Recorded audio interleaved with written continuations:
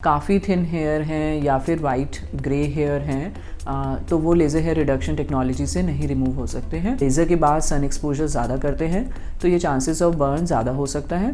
Cost of treatment depends from 1500 to 30,000। अगर आप laser hair removal treatment के लिए प्लान कर रहे हैं और बहुत से क्वेश्चंस आपके दिमाग में गोल गोल घूम रहे हैं और कुछ चीज़ों को लेकर थोड़ा सा डाउट है, तो this video is for you. Hello and welcome, मैं हूँ साक्षी चौहान और आप देख रहे हैं अनकट।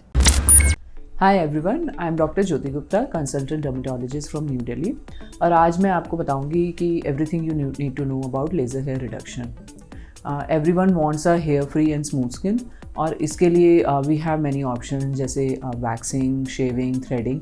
बट ये सारे काफ़ी पेनफुल प्रोसीजर्स हैं एंड बहुत टेम्प्रेरी सोल्यूशंस हैं thanks to laser hair reduction, जिससे long lasting and effective results achieve किए जा सकते हैं। लेज़र हेयर रिडक्शन से रिलेटेड कुछ बातें हैं जो आपको ध्यान में रखनी चाहिए।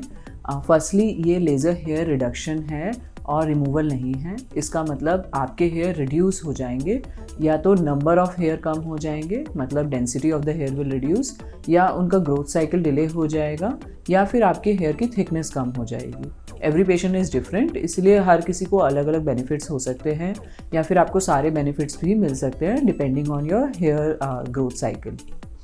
Secondly, it is important to know that laser hair reduction is a multiple session procedure. Yes, patients को 6 to 12 sessions on an average regularly लेने पड़ते हैं, and उसके बाद maintenance sessions are also necessary.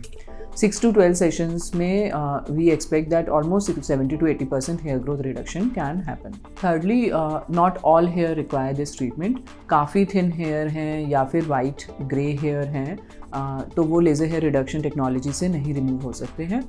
कभी कभार they will become more long and thicker also, जिसे हम पैराडॉक्सिकल हेयर ग्रोथ भी कहते हैं। थिन हेयर के लिए you can always get a laser bleach, and white hair के लिए आप एक FUE प्रोसीजर भी करा सकते हैं। Fourthly, hormonal evaluation.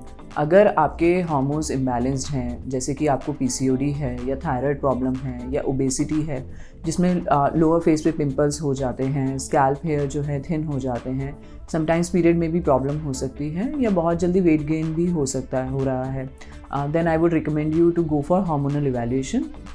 इससे आपकी लेज़र हेयर रिमूवल के साथ हार्मोनल ट्रीटमेंट शुरू कर सकते हैं, and that way your session becomes more effective. Last but not the least, if you are pregnant, then आपको लेज़र हेयर रिडक्शन अवॉइड करना चाहिए, क्योंकि इस टाइम पे हार्मोन्स फ्लक्चुएट कर रहे होते हैं, तो laser can be less effective. Body में पिगमेंट भी ज़्यादा बन रहा होता है, तो पोस्ट लेज़र चांसेस आर कि आपको ब्लैक स्पॉट्स हो जाएं। Now let's discuss the side effect of this procedure. Some patients are afraid of laser hair removal technology. अगर इस टेक्नोलॉजी को एक्सपीरियंस से यूज़ किया जाए तो इसके कोई साइड इफ़ेक्ट्स नहीं हैं। Laser produces heat which burns your hair. अगर आपने गलत एनर्जी दिया तो it can also burn your skin. अगर आप टैंड हैं या फिर लेज़र के बाद सन एक्सपोजर ज़्यादा करते हैं तो ये चांसेस ऑफ बर्न ज़्यादा हो सकता है।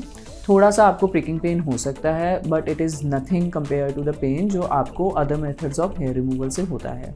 ऑल्सो एक्ने प्रोन स्किन में एक्ने फ्लेयर अप भी हो जाता है। एंड अगर किसी एरिया में लेज़र हेयर रिडक्शन की ज़रूरत नहीं है, यानी बहुत फाइन हेयर हैं, ब्लीचेबल हेयर है, तो हेयर ग्रोथ भी बढ़ सकती है अगर आप लेज़र वहाँ पे करवाते हैं। Patient also want to know कि if this is a permanent solution या इसकी कॉस्ट क्या रहेगी।